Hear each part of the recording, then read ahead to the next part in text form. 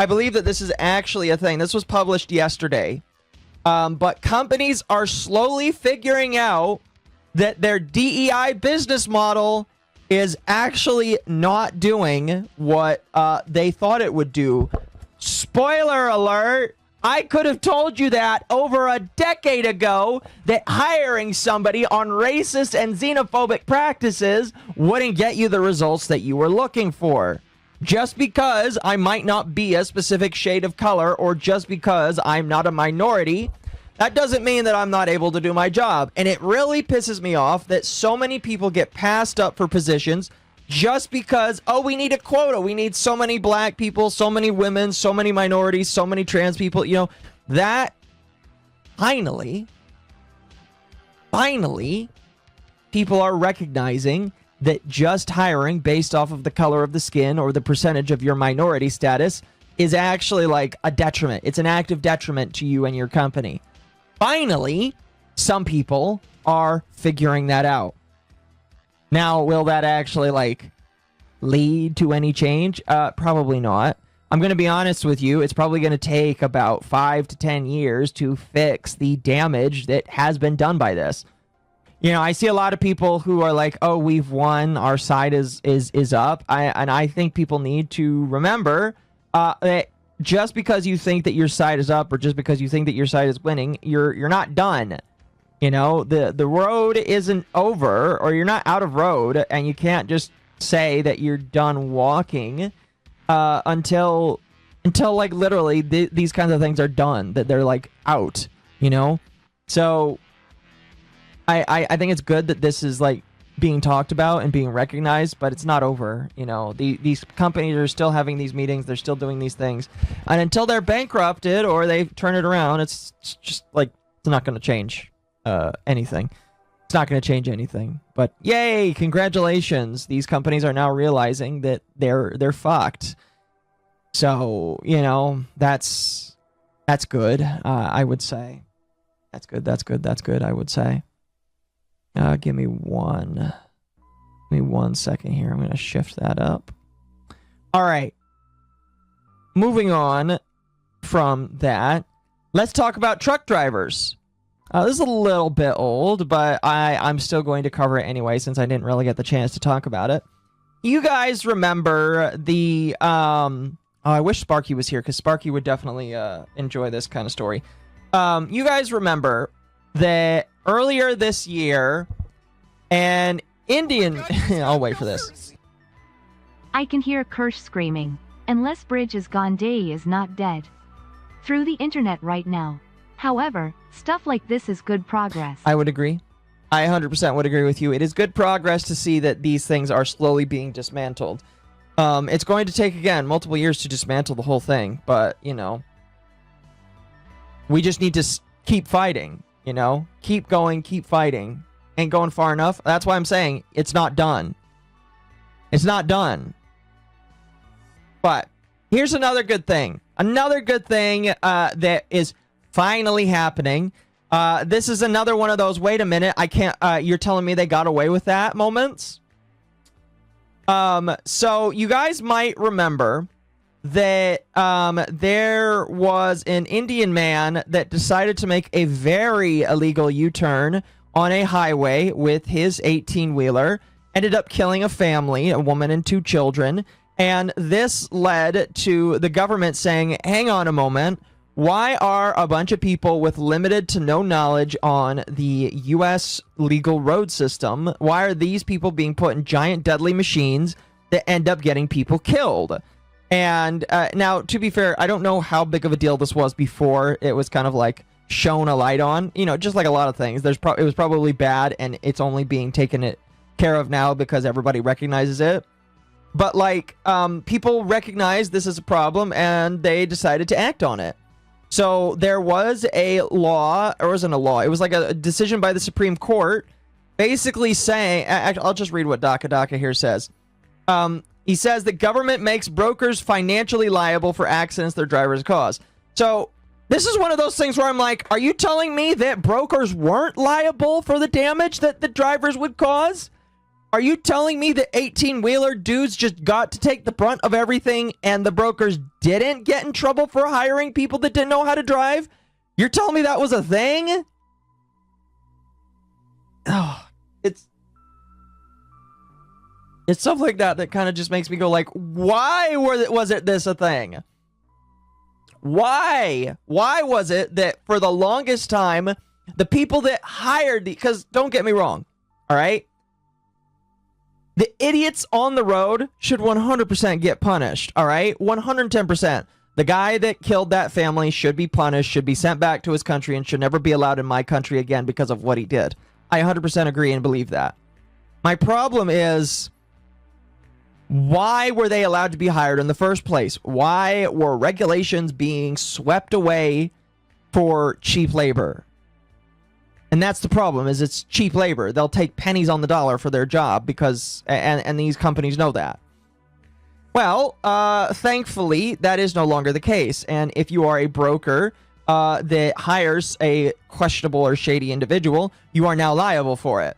And let me tell you, when it comes to driving and road-based things, that liability gets high really, really, really quick. I remember when I worked for Amazon, and technically this counts because, you know, Amazon, well, I never drove an 18-wheeler and I never drove a vehicle that was regulated by the DOT. I worked with people that did. And here, let me give you let me tell you, chat. I knew when I worked for Amazon, a couple of subcontracted companies that shut down. And the reason why they shut down is when you work in a logistics-based company, you need quite a few different things in order to work. And it's very, very, very, very expensive if you're not responsible. The biggest thing that you need is insurance. Amazon will not allow you to drive for them if you do not have insurance. And that insurance is supposed to cover a litany of things, from getting into crashes to taking people's lives to destroying personal property. If you don't have insurance, you can't drive for Amazon. So I knew a company that in a building I worked with that shut down because they unfortunately had too many accidents, and the insurance company was like, I don't want to insure you anymore.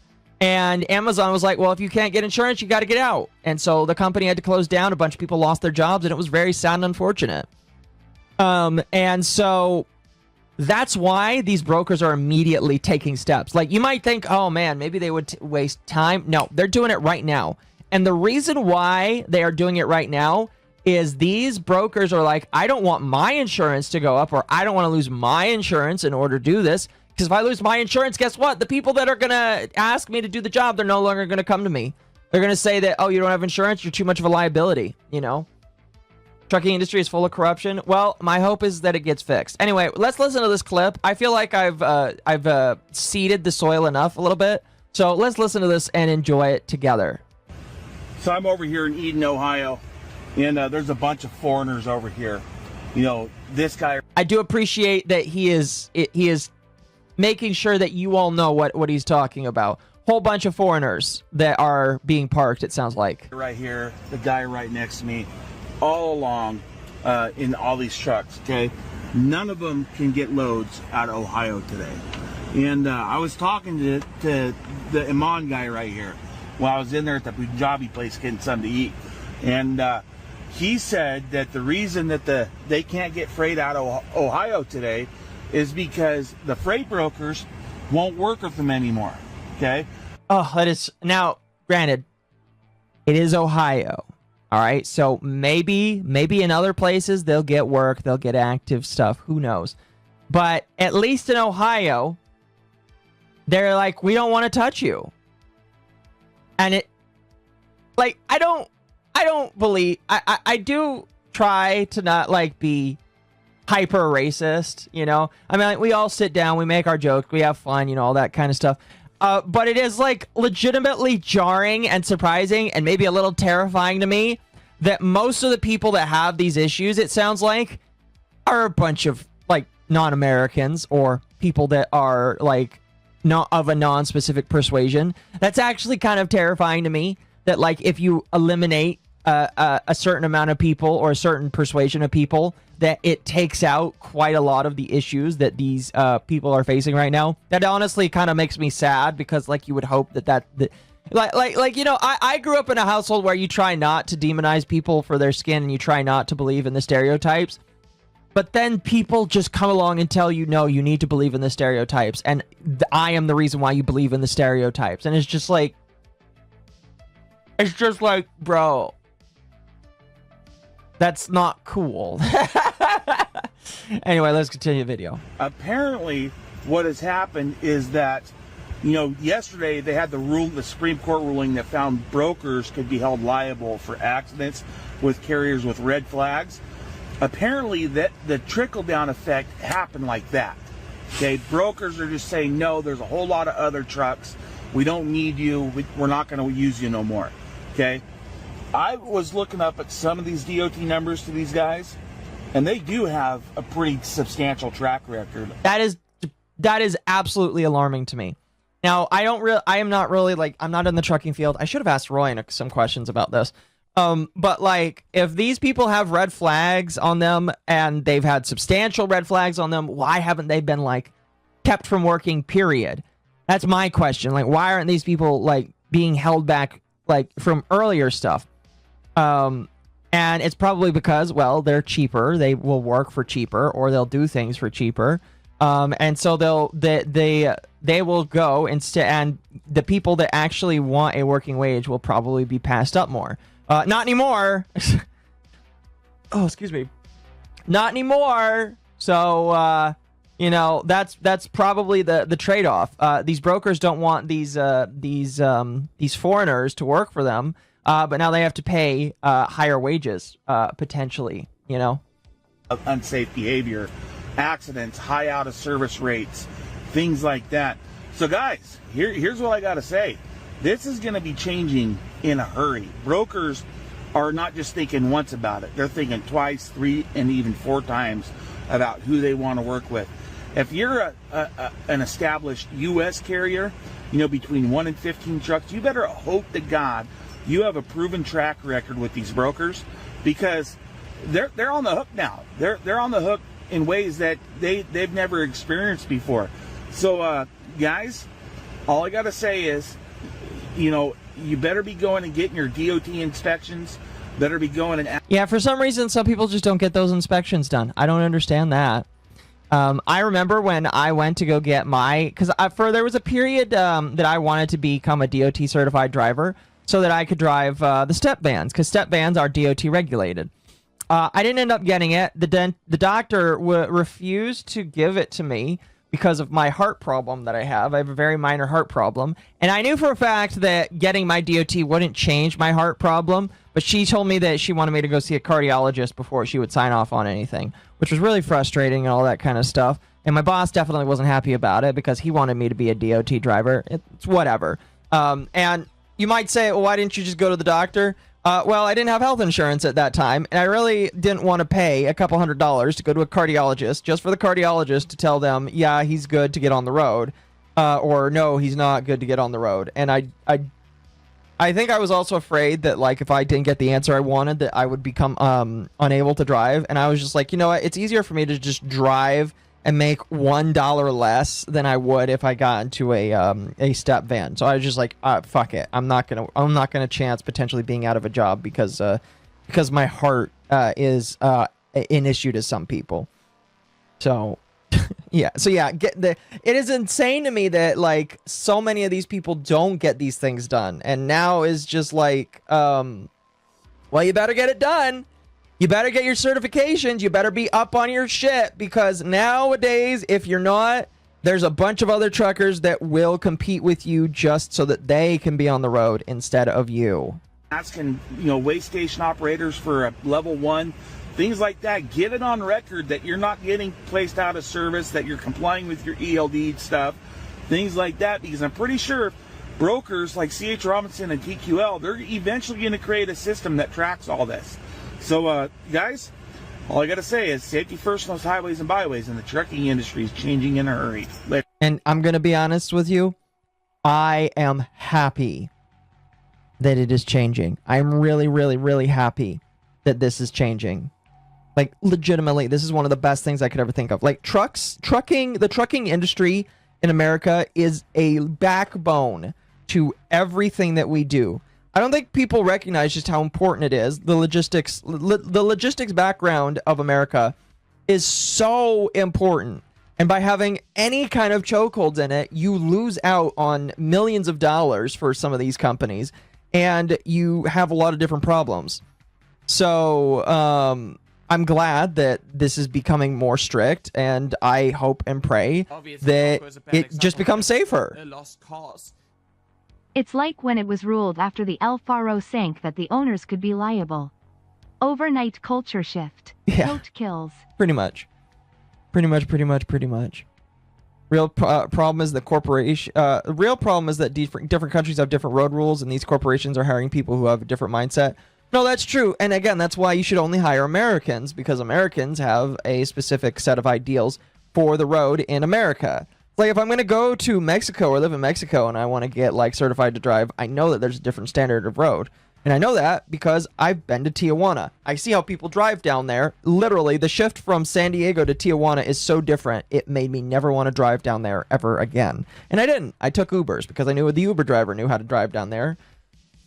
Guy was terrifying, but he got me to my place on time, you know, so that's good, at least. But anyway, I'm glad that this is being taken seriously, and I'm glad that our roads are hopefully going to be better.